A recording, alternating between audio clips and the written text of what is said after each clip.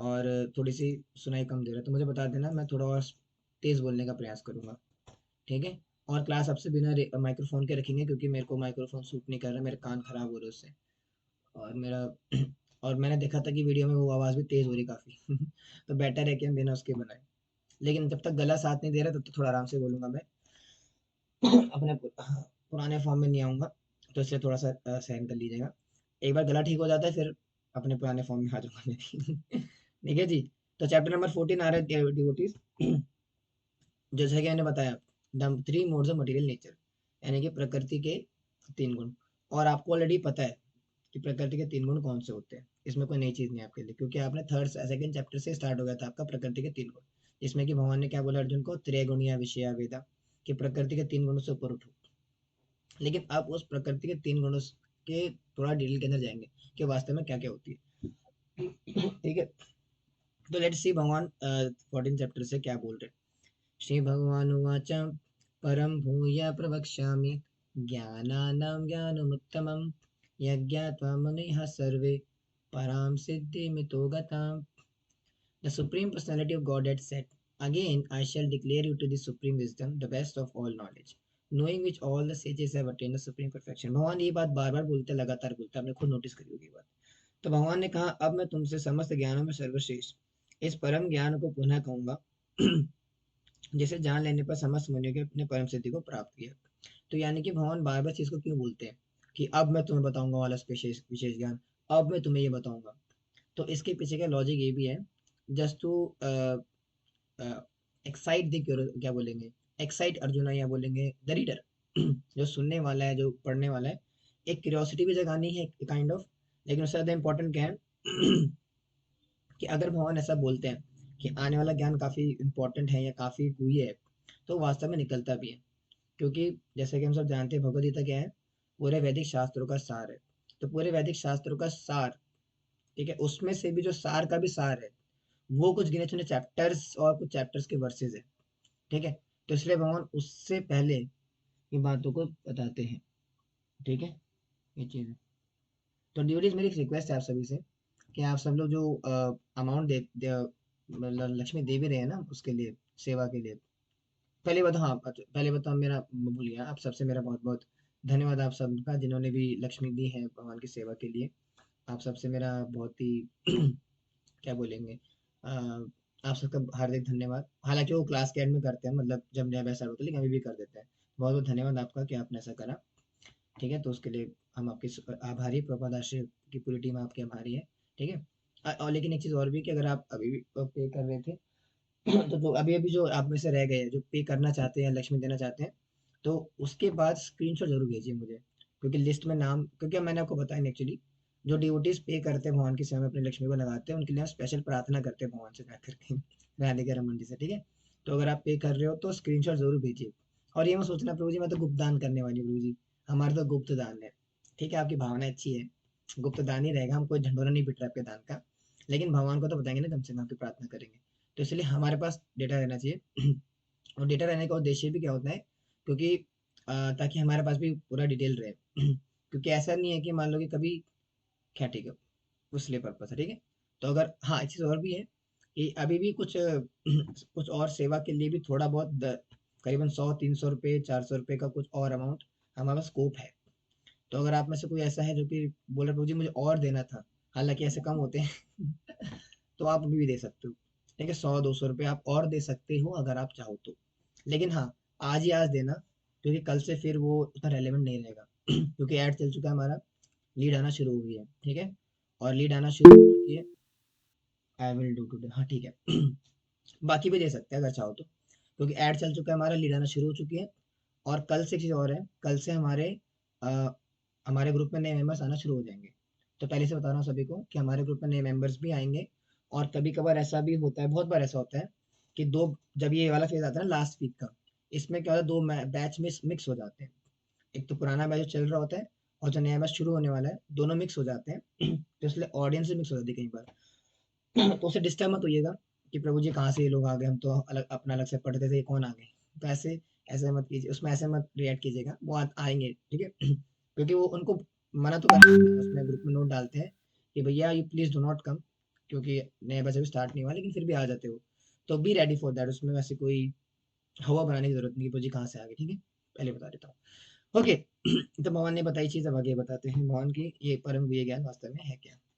कह रहे कि इदम ज्ञानुमुपश्रित्य मम साध्यात्मका मागता। मधुमाता, ये आप क्वेश्चन बाद में पूछिएगा, अगर है भी तो कमेंट में लिख दो फटाफट से। स्वर्गे पेनोपजायन्ते प्रलयना वितन्ति च। By becoming fixed in this knowledge, one can attain to the transcendental nature like my own. Thus established, one is not born at the time of creation or disturbed at the time of dissolution. बड़ा विशेष कह रहे हैं आप साहब साहब। इस ज्ञान में स्थिर इस ज्ञान में स्थिर इस ज्ञान में स्थिर होकर मनुष्य मेरे जैसी दिव्य प्रकृति को प्राप्त कर सकता है। ठीक है जी। इस प्रकार स्थित हो जाने पर, हाँ, वह ना तो सृष्टि के समय उत्पन्न होता है और ना प्रलय के समय विजित होता है। तो यानी कि अगर कोई व्यक्ति, मतलब वो दिव्य ज्ञान वास्तव में क्या है, यानी कि अगर कोई व्यक्ति भगवान के दिव्य तत्वों को जान जाता है, ये भगवान के जो नेचर है, ट्रांसेंडेंटल नेचर, अगर कोई व्यक्ति इसको समझ जाता है कि भगवान की भौतिक प्रकृति का नेचर है क्या वास्तव में, जो भी आगे आएगा वास्तव में क्या नेचर है, अगर आप ये ज्ञान समझ जाओगे ना, तो फिर आपको चिंता नहीं रहेगी।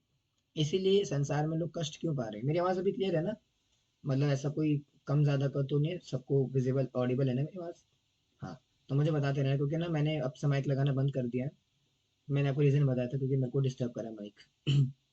ठीक है, और मैं ऐसे ज़्यादा कंफर्टेबल फील कर रहा हूँ। लेकिन फिर भी आवाज़ का थोड़ा भी पंगा लग रहा है। आवाज़ जब ठीक हो जाएगी फिर तो कोई दिक्कत नहीं होगी, फिर तो चिल्ला चिल्ला के गाता भी हूँ मैं। आज तो गाने का सोच भी नहीं पाऊंगा, मैं इतना खराब गाना हो रखा है मेरा। पता नहीं किसकी नज़र लग गई। नहीं, मजाक कर, ऐसा कुछ नहीं, नज़र नज़र का कोई वो नहीं है। नेचुरली है, कुछ गला कुछ प्रॉब्लम चल रही थी काफी समय से। संडे को मैं क्लास करता, लेकिन संडे को मेरा थोड़ा गला का बहुत इशू हो गया था। फिर मैंने कहा अभी तो थोड़ा रेस्ट देना पड़ेगा मेरे को, क्योंकि अभी पूरा हफ्ता बोलना है तो दिक्कत पड़ जाती है। ठीक है। पहले नहीं हुआ करता था ऐसे, पहले जब मैं सिंगिंग किया करता था, पहले गला ठीक रहता था एकदम मस्त। फिर जब सिंगिंग छोड़ दी उसके बाद से गला थोड़ा सा कमजोर हो गया मेरा। खैर, तो इसलिए थोड़ा सा उसके लिए माफी चाहता हूँ। आगे बढ़ता, आगे मोहन क्या कह रहे हैं कि मम योनिर्महत् ब्रह्म तस्मिन् गर्भाद् ददामहं सम्भवा सर्वभूतानां ततो भवति Bharat. The total material substance called Brahman is the source of birth, and it is that Brahma that I impregnate, making possible the birth of all living beings also न भारत। ये इंपॉर्टेंट चीज समझना। भगवान कह रहे कि हे भरत पुत्र, ब्रह्मा नामक समग्र भौतिक वस्तु जन्म का स्रोत है। और मैं इस ब्रह्म को गर्भस्थ करता हूँ, जिससे समस्त जीवों का जन्म संभव होता है। तो यानी कि अपने से सुना होगा ना, टीवी सीरियल्स में सुना होगा, बड़े बुजुर्गों से सुना होगा, इधर उधर सुना होगा, क्या सुना होगा कि देखो भैया, दो तीन लोग है जी, त्रिदेव, ब्रह्मा विष्णु महेश, है ना। ब्रह्मा जी जो है सृष्टि बनाते हैं, विष्णु जी मेंटेन करते हैं, और शिव जी जो है तोड़ फोड़ मचाते हैं, मतलब एनालाइट करते हैं। एक्चुअली आपको इतना सिंपल नहीं है। एक्चुअली सनातन धर्म का एक सबसे बड़ा नुकसान ये भी रहा आज के पूरे हमेशा से ही, कि हमने हमेशा से फिलोसफी से ज्यादा लोक कथाओं में और कर्म कांडीय विचार में, इस पे ज्यादा भरोसा दिया है। और किसी ने कभी फोकस नहीं करा नॉलेज के ऊपर, कि उसके भी सिद्धांत क्या है। और इस वजह से भी समस्या क्या है सनातन धर्म के ऊपर, कि खैर बहुत सारी चीज़ उसके अंदर, तो लेकिन कहने का मतलब क्या है कि ऐसा इतना सिंपल नहीं है। मोहन यहाँ पे क्या बोल रहे हैं कि ब्रह्मा ब्रह्मा यहाँ पे दो ब्रह्म होते हैं, तो ब्रह्मा की भी अलग अलग वो भी है। पहले बता देता हूँ, ब्रह्मा शब्द का भी ना अलग अलग मतलब होता है। एक तो ब्रह्मा जी, ब्रह्मा हमारे लिख लो अगर चाहो तो, ठीक है, अलग अलग लेवल के ब्रह्मा होते हैं। ठीक है। तो ब्रह्मा, ब्रह्मा जी को ही बोलते हैं, मतलब जो ब्रह्मा हमारे थे ना, ब्रह्मदेव, वो भी ब्रह्मा है। ठीक है। और ब्रह्म कौन है? ब्रह्म है ब्रह्म ज्योति, भगवान की निराकार ब्रह्म ज्योति, वो भी ब्रह्म है। ब्रह्म आप लोग, यानी कि ब्रह्म, जीव भी ब्रह्म है। और एक भ्रम, इल्यूजन वाला भी ब्रह्म होता है। तो ये सारा ब्रह्म है। अब बोले तो जी सारा कैसे हो सकता है, सारे वर्ड का एक ही नाम कैसे हो सकता है बिल्कुल। ऐसे एक शब्द के कई मतलब होते हैं ना। जैसे मान लो कि कोई है सा शब्द जो आपको याद आ रहा हो कि इसके कई सारे मतलब होते हैं। जैसे मान लो कि अ, अभी याद नहीं आ रहा, याद आएगा तो बताऊँ, आपको याद आएगा तो कमेंट में लिखना। कई बार ऐसा होता है कि एक शब्द के बहुत सारे मतलब होते हैं अलग अलग। उसी प्रकार से ब्रह्म के भी अलग अलग मतलब होते हैं। लेकिन यहाँ जहाँ तक मुझे समझ में आ रहा है, यहाँ पे ब्रह्म शब्द का मतलब आ रहा है वो जो निराकार ब्रह्म ज्योति भगवान की उससे निकलती है। ठीक है। लेकिन चाहे वो निराकार ब्रह्म ज्योति हो या ब्रह्मदेव हो, दोनों में ही जीवन शक्ति भगवान से आती है। याद रखना, ऐसा नहीं कि ब्रह्मा जी ने सृष्टि कर दी या जो भी कुछ हुआ तो जीवन शक्ति ब्रह्मा से नहीं आ सकती, समझना है इसको। ब्रह्मा जी ने सृष्टि कर अगर आपको प्रूफ चाहिए, मैं बना के नहीं बोला, भागवत पढ़ लेना, थर्ड कैंटो में जो क्रिएशन, फोर्थ कैंटो में जो क्रिएशन वाला पूरा जिक्र आता है, उसमें लीला है कि किस प्रकार से ब्रह्मा जी को बना करके बहुत पूरा स्ट्रक्चर देते हैं सृष्टि का। फिर ब्रह्मा जी पूरी सृष्टि को रचना करते हैं।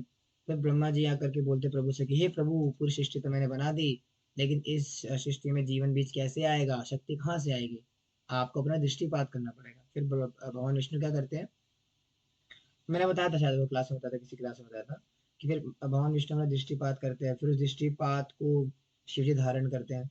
फिर शिव जी धारण करके इस भौतिक जगत में लेकर के आते हैं पार्वती के माध्यम से।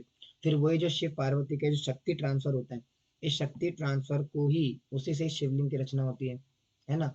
फिर वो शक्ति जो भगवान की दृष्टि से आई है, वो शिव जी के माध्यम से पार्वती से होकर के भौतिक संसार में आती है।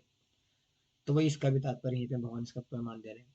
ठीक है, तो समझना पड़ेगा चीज़ों को एक्चुअली ना। अब आप प्रभुपाद आश्रय के स्टूडेंट बन चुके हो और मैं उम्मीद करता हूँ कि जो शायरी मुझे नजर आते रेगुलर, जैसे सुशांत प्रभु हैं, कामना माता जी हैं, मधु माता जी हैं, पुष्पा माता जी हैं, ब्रजेश प्रभु हैं, विशाल प्रभु जो मेरे को नजर में आ गए अब, संतोष माता जी, अरुंधति माता जी, तो मुझे नाम भी अब थोड़े थोड़े याद हो गए।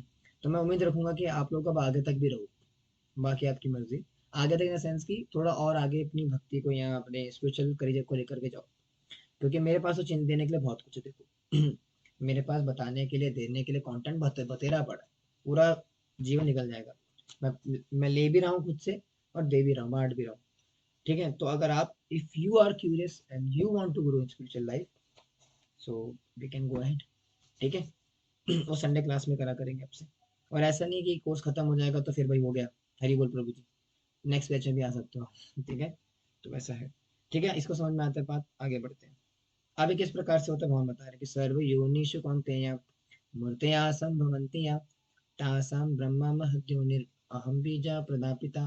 तो इस तरीके से भगवान इसको साबित भी कर दिया। क्या बोला कि it should be understood that all species of life, O son of Kunti, are made possible by birth in this material world, material nature, and I am the seed giving father.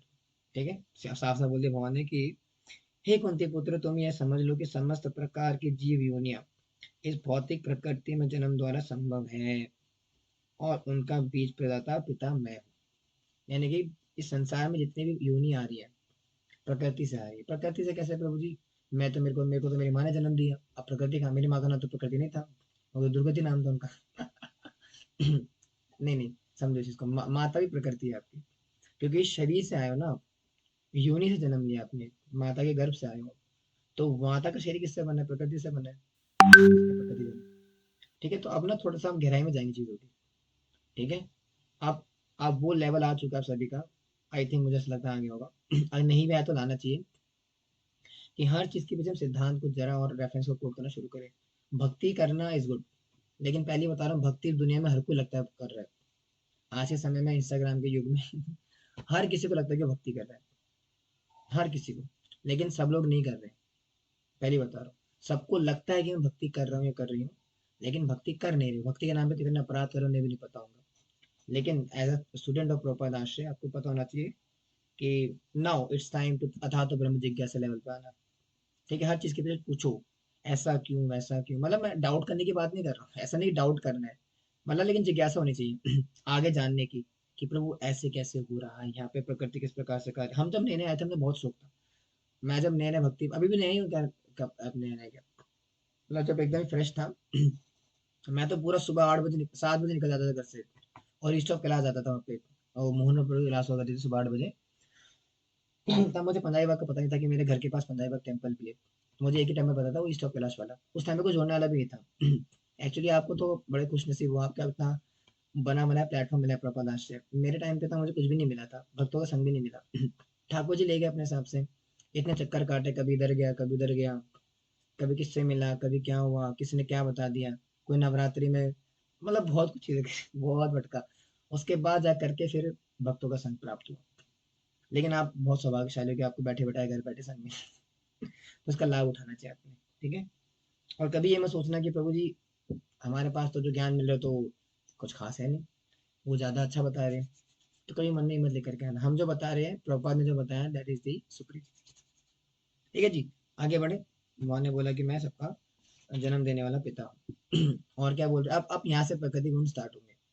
आज जब भगवान ने डिफाइन कर दिया कि मैं सबका जो है पिता हूँ, और सबको सबका जन्म प्रकृति से हुआ है, और प्रकृति कार्य करती है हर चीज के, किसी भी चीज के इंसिडेंट के ऊपर। देखो संसार के अंदर कुछ भी हो रहा है, उसके पीछे रिस्पॉन्सिबिलिटी प्रकृति की है। अब ये मत समझना पड़ो जी ठीक है, मैंने कोई गलत काम कर दिया तो प्रकृति जिम्मेदार है इसकी। नहीं, प्रकृति जिम्मेदार तो है, लेकिन प्रकृति ने आपको फोर्स ने, मतलब प्रकृति ने आपको इन्फ्लुएंस करा है और फोर्स भी करा है, लेकिन फिर भी डिजायर आप ही की थी कहीं ना कहीं। अब कैसे प्रभु जी समझा थोड़ा। देखो समझाता है इसको। देखो आपकी प्रकृति, आपका शरीर कैसे बना है, प्रकृति का बना है। मानते हो बात, भौतिक प्रकृति का बना है। ठीक है। पंच महाभूत का बना है, पृथ्वी जल अग्नि वायु आकाश। पहले ग्रॉस बॉडी, फिर अंदर सटल बॉडी है, मन बुद्धि अहंकार, तीन ही हो गए। ठीक है। लेकिन उसके अंदर भी एक चीज होती है, वो होती है आत्मा, द सोल, जो कि प्रकृति का पार्ट नहीं है। दोबारा बोलूंगा, आपका पूरा शरीर अंदर से लेके बाहर तक पूरा प्रकृति है, प्रकृति का बना है। भौतिक प्रकृति का बोले या फिर बोलेंगे पराशक्ति, अपराशक्ति का बना हुआ है, अगर एकदम भगवदगीता के टर्म में बोले तो। अपराशक्ति का विस्तार है पूरा शरीर। लेकिन इस अपरा के अंदर भी परा चीज है, वो है आपकी आत्मा। आत्मा भौतिक प्रकृति का हिस्सा नहीं है। लेकिन अब निकल के बात क्या आती है, मान लो एग्जाम्पल दो इस प्रकार से, मान लो अगर मैं कामना माता जी को उठा करके जेल में बंद कर दूं। ठीक है। और गलत इल्जाम पे, इल्जाम क्या रहेगा कि माता जी ने मेरे घर पे आके चोरी करी, हालांकि नहीं करी, लेकिन फिर भी मान लो कि किसी भी रीजन से मैंने उठा कर उनको जेल के पीछे डाल दिया। अब मैंने उनको भले ही बेगुनाह होकर के जेल के पीछे डाल दिया, लेकिन लोग क्या मानेंगे कि भैया कामना माता जी तो गुनहगार है। लेकिन कामना माता जी गुनहगार नहीं है, और कामना माता जी बाहर आना चाहती है, मुझे बाहर निकालो। लेकिन पुलिस वाले, समाज ने क्या मान लिया कि कामना माता जी ने गुनाह करा है। उसी प्रकार से आत्मा क्या है, अंदर जेल में कैद है वो, अंदर जो सूक्ष्म शरीर के अंदर है ना, उसमें कैद पड़ी है वो बाहर आना चाहती, कहती भाई मुझे शरीर से बाहर निकालो, मुझे भगवान के पास जाना है। लेकिन मन बोलते हैं, बुद्धि अहंकार बोलते हैं, शरीर बोलता है कि नहीं जाना है, अभी भोगना है। क्योंकि प्रकृति प्रकृति के संपर्क में आकर के सुखी मानते हैं अपने आप को। क्योंकि जैसे मैंने एग्जाम्पल दिया था लास्ट क्लास में, स्त्री पुरुष का क्यों इतना अट्रैक्शन होता है, क्योंकि स्त्री भी प्रकृति का पार्ट है और पुरुष भी प्रकृति का पार्ट है। यानी कि पुरुष का शरीर प्रकृति से बना है और स्त्री का शरीर प्रकृति से बना है।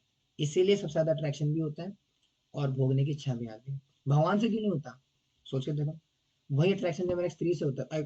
प्रार्थना में बोल भी यमुनाचार्य, यमुनाचार्य बोल रहे कौन बोल रहे हैं, हारून गोस्वामी बोल रहे हैं हमारी प्रार्थना में, कि प्रभु मेरा मन कब आप में लगेगा। जिस प्रकार से एक युवा क्या बोलते हैं, एक युवती है ना, एक युवती का स्वाभाविक आकर्षण होता है एक युवक के साथ, एक युवक का स्वाभाविक स्वाभाविक आकर्षण होता है युवती के साथ। तो किस प्रकार से वो दिन कब आएगा जब मेरा स्वाभाविक आकर्षण आपसे होगा, लेकिन वो क्यों नहीं हो पा रहा है। कारण नहीं है, क्योंकि भगवान क्या है, वो प्रकृति से परे है, उनका चिन्मय है, बस उनके शरीर चिन्मय, वस्तुएं चिन्मय। हम क्या है, भौतिक प्रकृति में फंसे पड़े।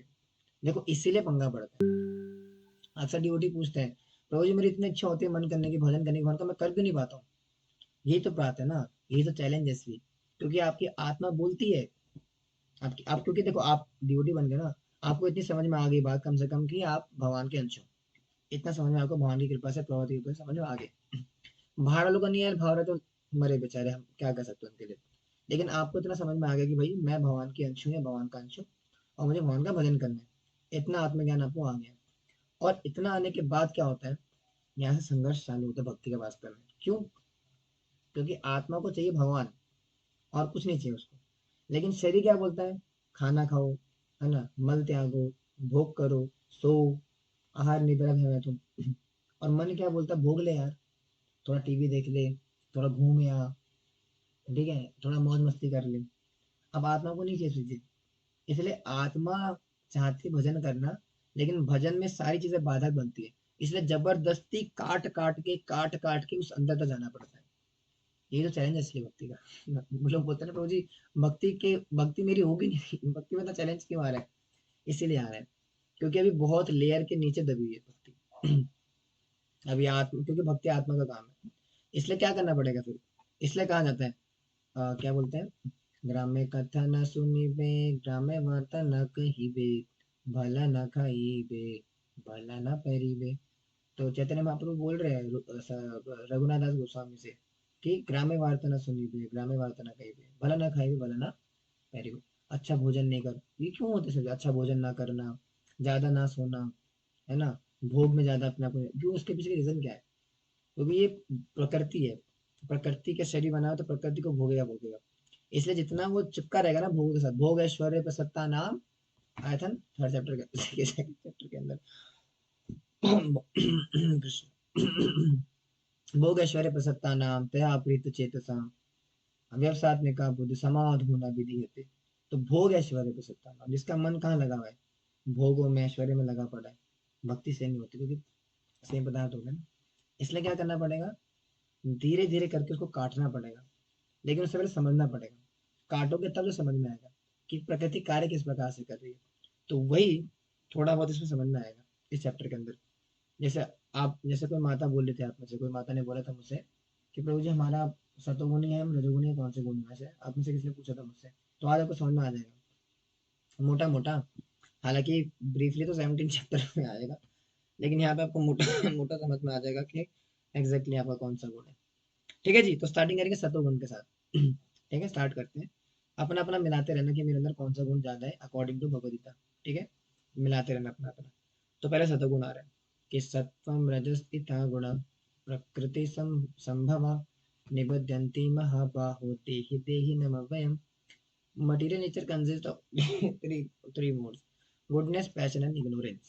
When the eternal living entity comes in contact with nature, O mighty Arjuna, he becomes conditioned by these modes. यहाँ पे भी आ रहा है ना, क्या आ रहा है, नेचर। वही मैंने बात बोली, क्या बोली कि भौतिक प्रकृति के तीन गुण, भौतिक प्रकृति तीन गुणों से युक्त है। मटेरियल नेचर कौन कौन से, ये है सतोगुण, रजोगुण तथा तमोगुण। ठीक है जी। हे महाभाव अर्जुन, जब शाश्वत जीवन प्रकृति के संसर्ग में आता है तो वह इन गुणों से बंध जाता है। अब जो प्रकृति के तीन गुण है, जब तक आप प्रकृति के संपर्क में नहीं आते ना, आप इनसे दूषित दूषित नहीं होगे।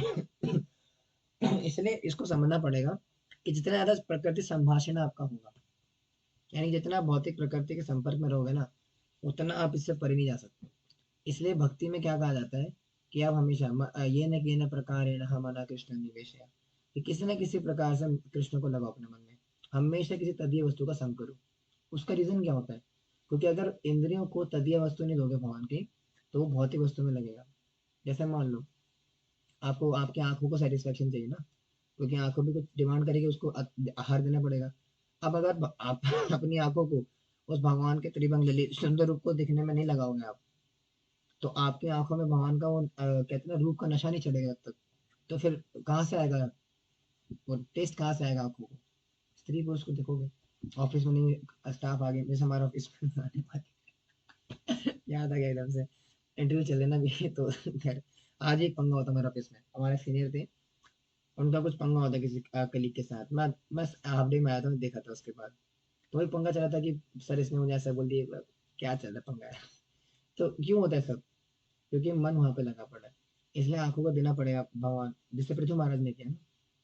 पृथ्वी महाराज थे, कौन से महाराज थे, अ, अम्बरीश महाराज, पृथ्वी महाराज। उन्होंने क्या करा, अपने सारे इंद्र को भगवान के सामने लगाया। मंदिर मार्जना दो, है ना, मंदिर मार्जन करना, सारी चीजें क्यों करते हैं हम, ताकि प्रकृति के साथ हमारा संपर्क कम हो थोड़ा।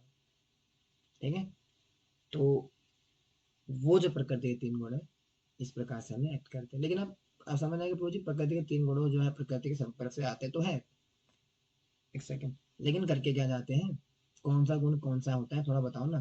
ठीक है, ये बताते हैं। तो रजोगुण से स्टार्ट करते हैं भगवान, सॉरी उल्टा बोले थे मैंने, रजोगुण से स्टार्ट करेंगे। नहीं, ये रह गया पहले, ये करना पड़ेगा। हाँ, पहले क्या रहेगा, तत्र सत्वगुणी था। ठीक है, मैं आगे बढ़ गया थोड़ा सा, सत्वगुण से स्टार्ट करेंगे। सत्वगुण से स्टार्ट करेंगे। क्या हो रहा है भैया, क्लास करने दो। तत्र सत्वं निर्मलत्वात् प्रकाशान्मयामयम् सुखसंगेन बध्नाति ज्ञानसंगेन चानघ। O sinless one, the mode of goodness, being purer than the others, is illuminating, and it frees one from all sinful reactions. Those situated in that mood becomes conditioned by a sense of happiness and knowledge. तो ये पहला कौन सा आ रहा है? सतोगुण।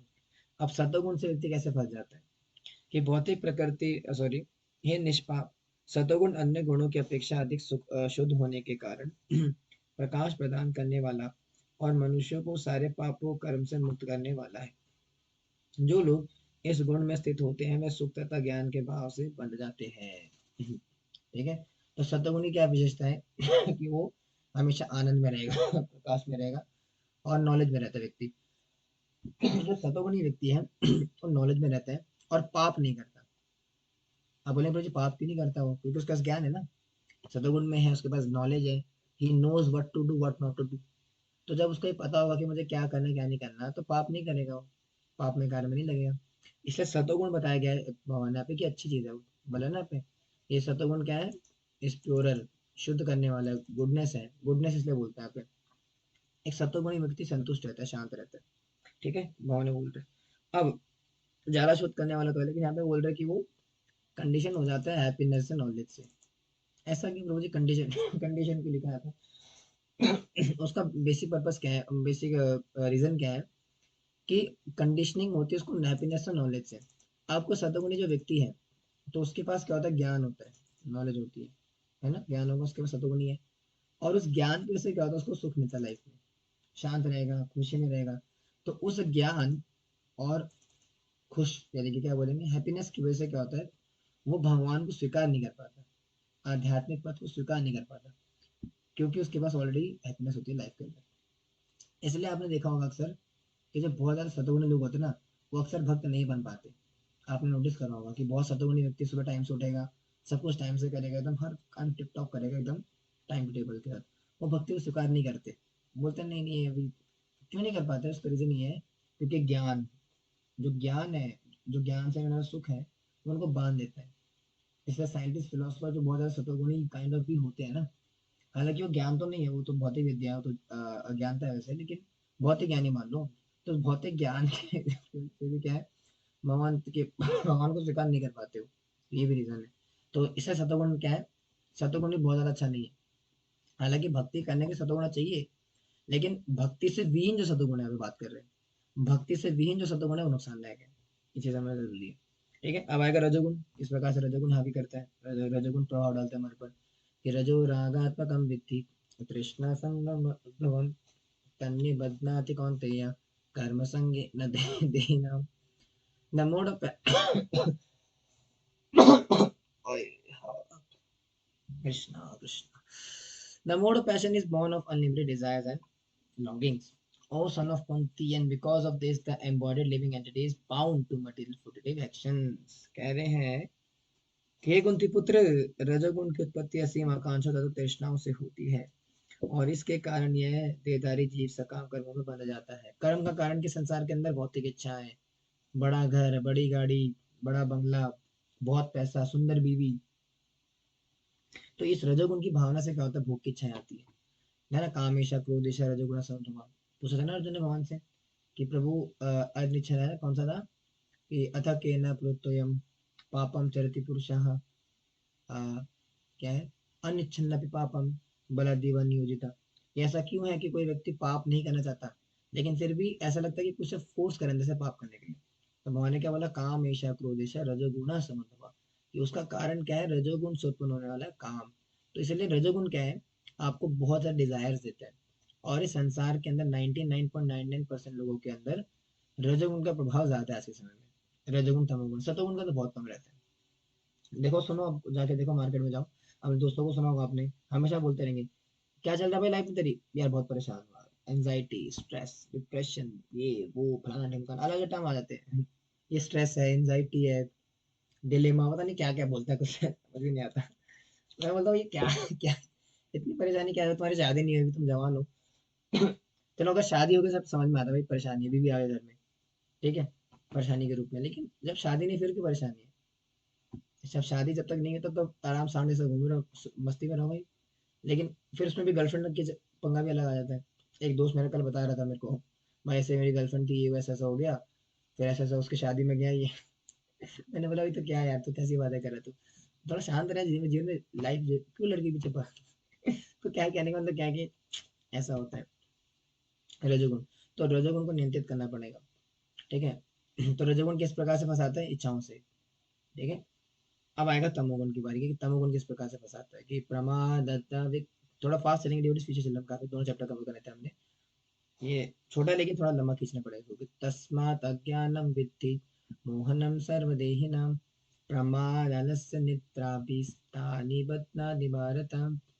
O son of Bharata, know that the modes of darkness born of ignorance is the delusion of all embodied living entities. The results of this mode are madness, indolence, and sleep, which bind the conditioned soul. तो कह रहे हैं यहाँ पे कि कुंती पुत्र, रजोगुण की उत्पत्ति असीम आकांक्षा तथा तृष्णाओं से होती है, और इसी के कारण ये देदारी जी, सॉरी, तमोगुण बोला था, दिमाग में काम नहीं कर रहा तो। हे भरत पुत्र, तुम जान लो कि अज्ञान से उत्पन्न तमोगुण समस्त देहधारी जीवों का मोह है। इस गुण के प्रतिफल पागलपन, आलस्य तथा नींद है, जो पर जीव को बांध देता है। तो तमोगुण किस प्रकार से बांधता है, प्रमाद, पागलपन, मैडनेस, है ना। कौन सा अच्छा सिला दिया तूने मेरे प्यार का, यार ने ही लूट लिया घर यार का, है ना। बेवफा सनम, छोड़ के गई तू, दिल तोड़ के, है ना, दिल तोड़ के हंस दी मेरा। तो इस प्रकार से पागल बना देता है ना, तेरे नाम हमने किया है, सारे गाने ले लो, है ना। कि तुम मुझे छोड़कर जहाँ तुम जाओगे बड़ा पछताओगे, बड़ा पछताओगे, है ना। तो पागल बना जाता है, छोड़ूंगा नहीं तेरे को, तूने मेरे साथ क्या किया, क्या मिला तूने मेरे को, दिल तोड़ के गई तू मेरा। कौन सा गाना था वो, कि आज मैंने ब्रेकअप की पार्टी रख ली है, छोड़ के गई मेरे को वो, है ना, जिसके साथ भागी वो भी हराम पूरे को मेरा भाई। तो पागल बना जाता है। ये तमोगुण का काम है। फिर क्या है, इंडोलेंस, इंडोलेंस क्या लिखा है यहाँ पे, आलस्य, है ना, आलस आ जाता है। अगर बोले प्रभु जी मॉर्निंग प्रोग्राम में जैसे हम एडमिन्स की बात कर रहे हैं, आजकल एडमिन्स की संख्या काफी कम है मॉर्निंग प्रोग्राम में। तो बोले प्रभु जी अब आओ मॉर्निंग प्रोग्राम में आओ, नहीं प्रभु जी मॉर्निंग प्रोग्राम में कहाँ आएंगे, सोना होता है प्रभु जी। सुबह 5 बजे 6 बजे कौन उठता है, 7 बजे उठेगा आराम से, माला करिए ना, 16 माला कर लेंगे बाद में आराम से। प्रभु जी मैं हाउस वाइफ हूँ प्रभु जी, देखो मैं बाहर नहीं जाती कहीं भी, घर पे रहती हूँ पूरा दिन, मेरे पास पूरा दिन है प्रभु जी। आप लोग ऑफिस ऑफिस आने वाले हो, आपका टाइम नहीं होता, समझ में आती है, हम तो घर पे रहते हैं पूरा दिन, कर लेंगे, 7 बजे उठते हैं आराम से, थोड़े बहुत घर के काम शाम होते हैं, थोड़ा निपटा करके दोपहर तक बैठ कर आराम से माला करेंगे। ऐसे नहीं होता, तमोगुण आ जाएगा। मैंने भी ट्राई करा था एक बार, जब मैं नया नया था भक्ति में। एक्चुअली मैं जॉब से पहले आ चुका था भक्ति में, मैं जॉब मेरी बाद में स्टार्ट हुई, मजबूरी में करना पड़ा घर से जाने के लिए। तो मैं जब भक्ति नई नई शुरू करी थी मैंने, उस टाइम मैं भी नया नया था, इतना शास्त्र ज्ञान था नहीं, कि गीता वीता पढ़ी, एक बार पढ़ी थी मैंने गीता, लेकिन इतना डिटेल में नहीं पढ़ी थी मैंने, तो मुझे पता नहीं था कि क्या भक्ति किस, जैसे आप लोग आज हो, मतलब बेइज्जती नहीं कर रहा हूँ।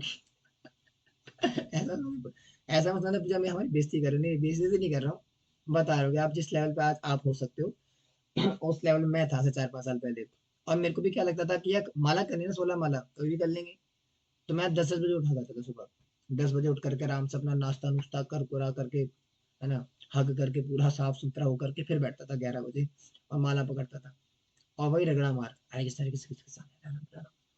फिर बाद में धीरे धीरे क्लासेस आना शुरू किया, आगे से कनेक्ट हुए, क्लासेस ली, शास्त्र पढ़े, कथाएं सुनी, तब समझ में आया भैया इस साइंस समझ में आई, भक्ति किस प्रकार से कार्य करता है। ऐसे नहीं होता, आप सोच लेंगे तो जी मैं ना बहुत एक्सपर्ट हूँ बचपन से। मैं पढ़ाई में बड़ी होशियार थी, मैं आई वॉज वेरी एक्सपर्ट, मतलब मैं क्लास के टॉपर रह चुकी प्रभु जी। और मैं ना समझ लूंगी सब कुछ, ऐसा नहीं होता भैया, टॉपर ऊपर काम नहीं चलता है अभी। ऐसे बड़े बड़े बुद्धिमान लोग आए इस कौन के अंदर, ऐसे ऐसे बुद्धिमान जो कि देख करके याद कर ले। ऐसा लगता था जैसे पूरा बनी दिमाग के हो, पूरा ऐसा लगता था, मतलब पूरा शास्त्र चाट गए, वो खा गए पानी में वो, इतना दिमाग, इतनी तेज बुद्धि, लेकिन सारे गायब है। क्योंकि भक्ति के अंदर बुद्धि काम नहीं आती, पहले इसको समझ लो। भक्ति के अंदर सरलता काम आती है। अगर आप सरल भाव से स्वीकार कर लोगे कि हाँ प्रभुपाद ने बोल दिया मान लिया, गुरु ने बोला मान लिया, प्रभु जी ने तो खैर मेरी अथॉरिटी तो नहीं है, लेकिन अगर मैंने कोई प्रभुपाद की बात, जो मैं जैसे मैं जब बात बोलता हूँ प्रभुपाद की बात बोलता हूँ, तो मेरी बात ही मान लो कि तो हाँ ठीक है प्रभु जी बोला ना।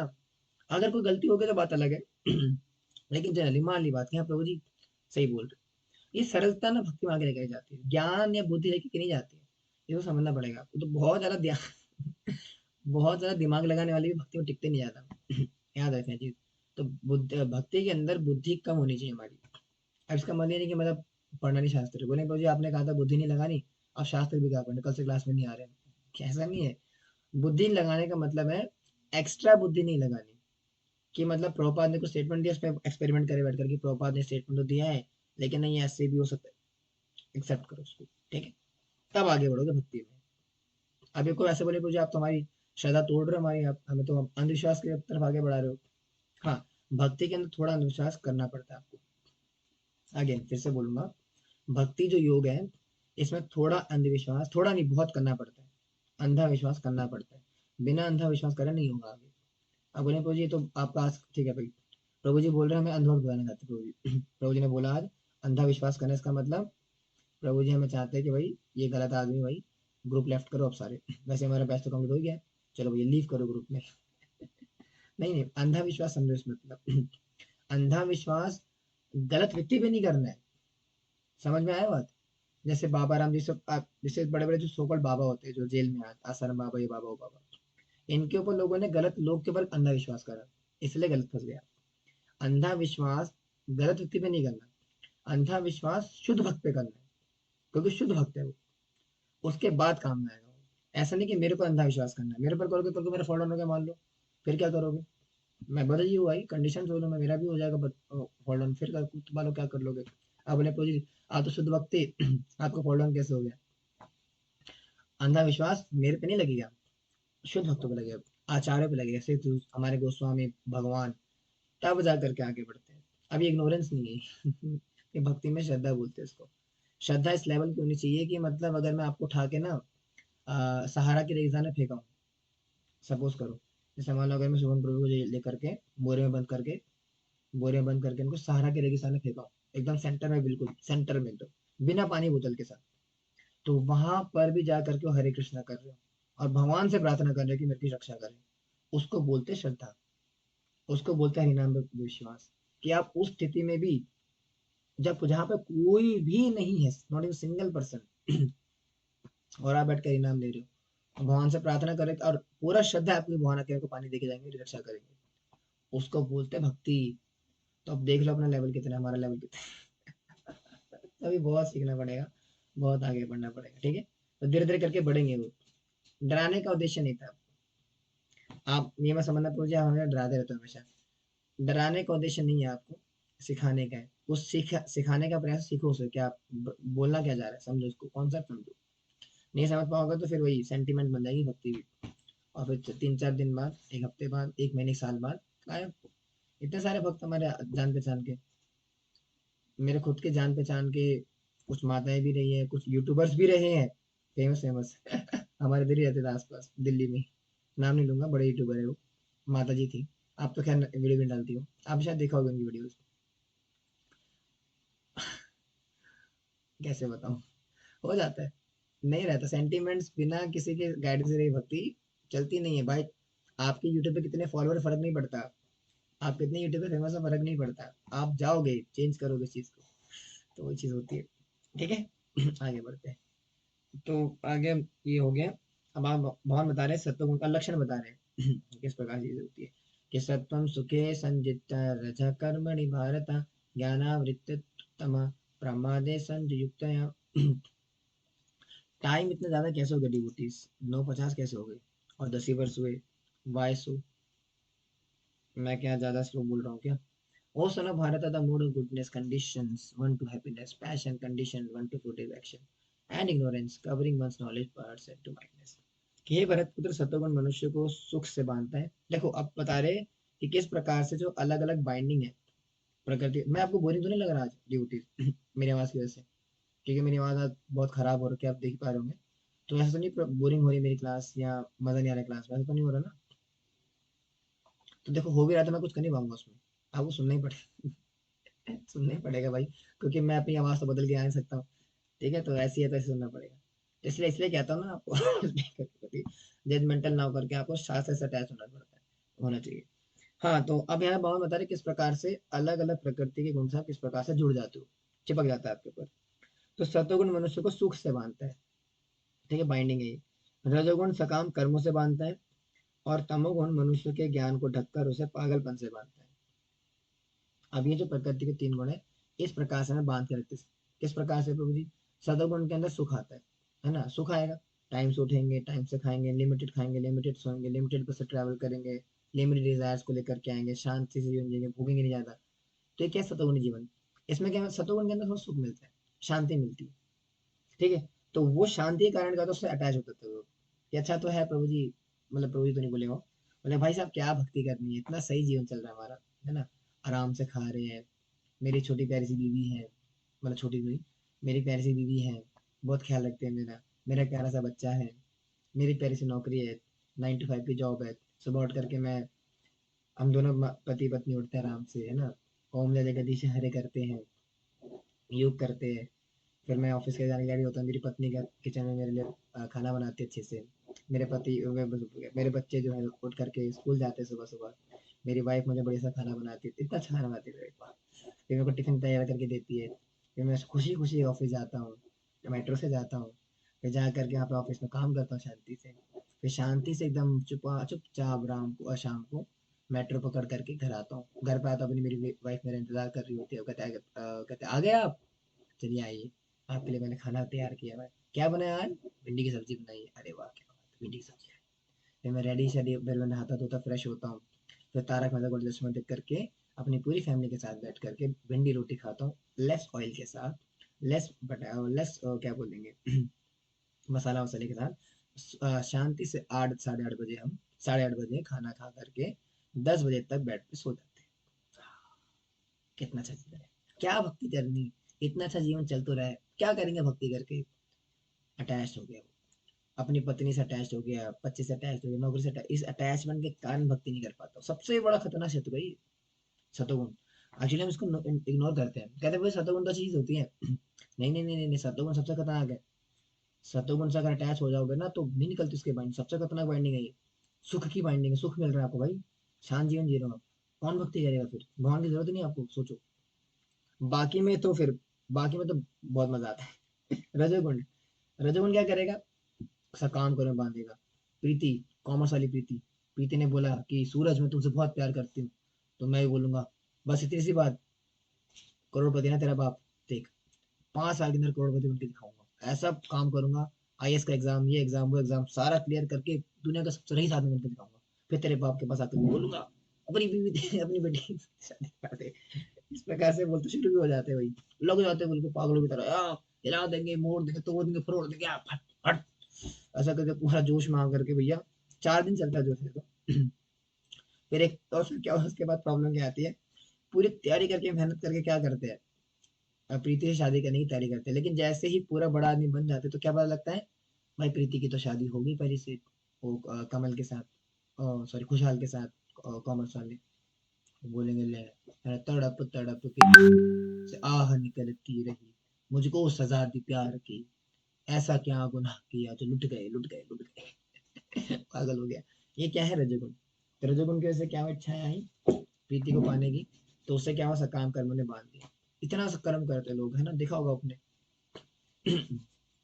पैसा, पैसे की भी ज्यादा भागता है, हमारे क्लास में बताए थे प्रभु जी एक बार कि इन्वेस्टर्स होते हैं ना बहुत परेशान, बहुत उसका रहता है, दिमाग चलता रहता है, पैसा इन्वेस्ट करते हैं, कहाँ इन्वेस्ट करेंगे, प्रॉपर्टी में इन्वेस्ट करते, प्रॉपर्टी में इन्वेस्ट करेंगे वहाँ गुड़गांव वाली इस प्रॉपर्टी में जाकर के इन्वेस्ट करेंगे, उस पर इतना रिटर्न आएगा, फिर उस रिटर्न में से कुछ हिस्सा जो है गोल्ड में, शेयर गोल्ड में इन्वेस्ट कर देंगे, फिर गोल्ड का रेट जब बढ़ करके आएगा तो फिर उस गोल्ड को जाकर के बेच देंगे, फिर उससे जितना रिटर्न आएगा उसको स्टॉक्स में डाल देंगे। अरे भैया इतना इतना दिमाग खपकाते भैया, just पैसा कमाने सोचो, सुकून का जीवन जियो भैया, शाम से अपना 8 8 घंटे की नौकरी करो, शांति से घर आओ, अपना भजन करो, 200 की रोटी खाओ, बस खुश रहो यार, हम भी तो खुश है ना, हम कौन सा करोड़पति के बेटे, तुमसे ज्यादा खुश है बल्कि।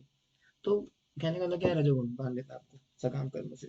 और रही बात तो घर परिवार की, घर परिवार हो जाता है यार देखो आप बोलेंगे तो जी आपको क्या पता, आप तो अभी 22 23 साल के एकदम कहते ना सांड जैसे हो, क्या बोलते हैं खब्बे हो एकदम, आपके ना तो बीवी है ना बच्चे, आपको क्या पता संसार में क्या समस्या है, ठीक है भाई, मेरी बीवी बच्चे नहीं है, मैं समझ सकता हूँ, मैं ओके इट्स ऑल राइट, लेकिन जिनकी है उनको तो देखा है मैंने, हमारे स्कूल में सारे डिवोटीज हैं, जिनकी सैलरी ही, एक हमारे डिवोटी प्रभु जी हैं स्टॉफ कैलाश के अंदर, उनकी 1.5 लाख रुपए सैलरी, प्रभु जी इंजीनियर है, सॉफ्टवेयर इंजीनियर है, तो ही earns 1.5 lakh per month, 1.5 lakh रुपए महीने कमाते थे, अभी भी कमा रहे, तो रिटायर हो गए होंगे शायद, तो 1.5 लाख रुपए में से प्रभु जी 1.5 लाख, 1,25,000 रुपये मंदिर में देते हैं, और 25,000 रुपये से अपना घर चलाते हैं, और ऐसे करते करते करते उन्होंने अपना मकान ले लिया दिल्ली में, अपने दोनों बेटियों की शादी भी करा दी, रिटायरमेंट भी एकदम सेट, सब सेट हो गए थे।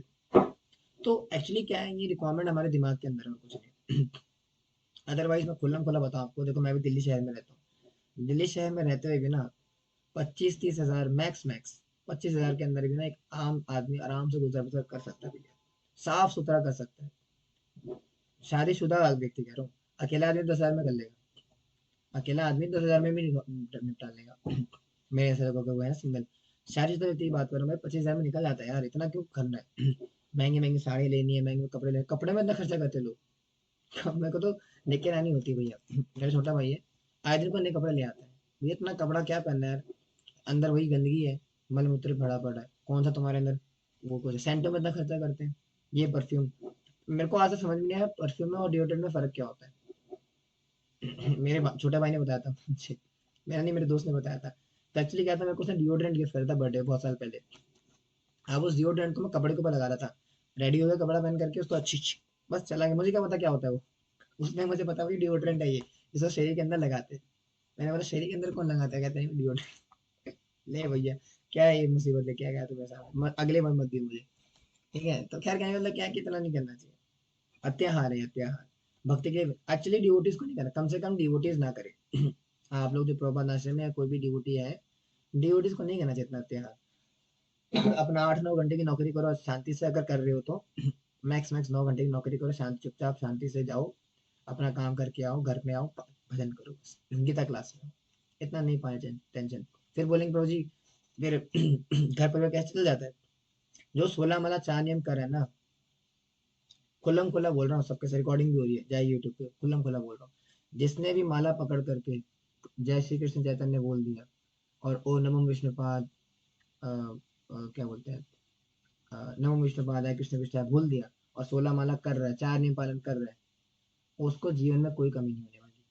खुल्लम खुल्ला बोल रहा हूँ, उसके जीवन में ना तो घर पैसे की कोई कमी होगी, और ना ही उसके घर में कोई संसाधन की कमी होगी, बीवी बच्चे सब अच्छे चलेगा उसका। खुल्लम खुल्ला बोला, जाओ जाओ, जिसको बोलना है, जिसको ले आने ले आओ, और बोलो, कभी कमी नहीं होगी जीवन में। और बताओ। तो इसलिए इतना ही चिंता करना चाहिए, भगवान पालते सबको भाई। अभी क्यों पढ़ लेना सब कुछ, गीता पढ़ने का उद्देश्य क्या है हमारा, ये तो है भगवान में श्रद्धा लेकर के आना। भगवान ने खुद बोला है ना सबको कि मैं सबका पालने वाला हूँ, तो भरोसा रखो, पालेंगे, इतना क्या करना है। ठीक है, तो उतना नहीं करना चाहिए। और फिर बोलेंगे प्रभु जी, फिर शादी में भी देखो ना, फिर आपको फिर ऐसा पार्टनर ढूंढना पड़ेगा, ऐसा कोई पार्टनर ढूंढना पड़ेगा जो कि उस लेवल की सोच रखता हो, वो भोगी ना हो कम से कम, कि भैया मौज मस्ती का वाला मेंटल, इससे कहते हैं भक्तों के साथ शादी करो। प्रभुपाद ने क्यों बोला है, प्रभुपाद ने बोला है कि devotee should Mary each other. अब ईच अदर का मतलब ये नहीं कि भाई वो मेरे पड़ोस में रहती, चलो भाई। ईच अदर का मतलब है डिवोटीज की डिवोटीज में शादी हो। उसका रीजन क्या, ये रीजन है क्योंकि बाहर वाले से शादी करोगे, उसका माइंडसेट कैसा आपको नहीं पता, क्या पता वो किस बैकग्राउंड से आ रहा है, भाई क्या करके आ रहा है। Nothing do not know. दोनों के लिए हो, स्त्री के लिए भी पुरुष के लिए। अगर पुरुष भोगी मिल गया, फिर हो गया काम तमाम, आपको भोग में लगा देगा, वो भक्ति नहीं करने देगा। और अगर आप पुरुष हो, आपने लड़की ढूंढ रहे हो, कोई लड़की मिल गई खर्चा करने वाली, ले भैया, आप तो सोच रहे थे भाई शांति से रहूंगा, ये तो भाई, ये तो आधे सैलरी मेरी कपड़े में लगा देती है, इसके लिपस्टिक फिपस्टिक, और ये क्या क्या होता है कॉस्मेटिक्स में, कपड़ों में, खाना जितना नहीं खाते उतने ज्यादा मुंह पे लगाती है, इतना इतना तो आटा हम खाते नहीं, इतना मुंह पे लगाते हैं। तो देखना पड़ेगा उस हिसाब से भी, है ना। कि आप किससे क्या करते हैं। ठीक है, ड्यूटी तो लंबा खींच दिया मैंने, इसको आगे बढ़ेंगे। और मैं कुछ ज्यादा लंबा चल रहा हूँ आज, स्लो के चल रहा हूँ मैं, लगता है मुझे कि चैप्टर हो पाएगा आज। बाकी तुम, चलो कोई नहीं, समझ में तो आ रहा है ना, बस वो ज्यादा इंपॉर्टेंट है, बाकी कुछ ऊपर नीचे होकर देख लेंगे। देखो मैंने अक्सर बोला है, मेरा क्या होता है ना, मेरा फ्लो में निकल जाता है, देखो, कभी मेरा अगर फ्लो निकलता है तो फिर मैं बोलता रहता हूँ अच्छे से, आपके लिए उस दिन लकी दिन होगा। और कभी तो फिर ज्यादा फ्लो नहीं निकलता तो फिर मैं खींचता रहता हूँ ज्यादा। तो वो उस पर डिपेंड करते हैं, तो आज थोड़ा सा था तो बोल दिया। हालांकि गला काम नहीं कर रहा, लेकिन फिर भी दिमाग पूरा काम कर रहा है, मन पूरा काम कर रहा है। ठीक है जी, तो ये 3 बाइंडिंग्स है इसकी। अब इसको थोड़ा डिटेल में एक्सप्लेन करेंगे, वहाँ किस प्रकार से अलग अलग गुण जो है, किस प्रकार से हमें डिटेल में बांधते हैं। 10:30 चलिए क्लास पहले बता रहा हूँ। ठीक है, किसी को ना पता हो तो ग्रुप में डाला था मैंने, तो जिससे जिसको जाना हुआ जा सकता है, खुल्लम खुल्ला, उसमें कोई वो नहीं है बनाई। और जिसको वाकई में सुनना है, सुनिए, कोई जबरदस्ती नहीं है। ठीक है जी, आगे बढ़ते हैं। अब आगे हम कह रहे हैं कि रजस तमम शाची भूय सत्वं भवति भारत। रजा सत्वं तमश्चैव तमः सत्वं रजस्तथा। समटाइम्स ये माता जी ने पूछा था ना, पूछा माता जी ने पूछा था आई थिंक, या आपने से कामना माता जी ने पूछा था शायद। Sometimes the mood of goodness becomes prominent, defeating the moods of passion and ignorance. O son of Bharat, sometimes the mood of passion defeats goodness and ignorance, and at other times ignorance defeats goodness and passion. In this way, there is always competition for supremacy. तो ये हम सबके साथ हो रहा है ना?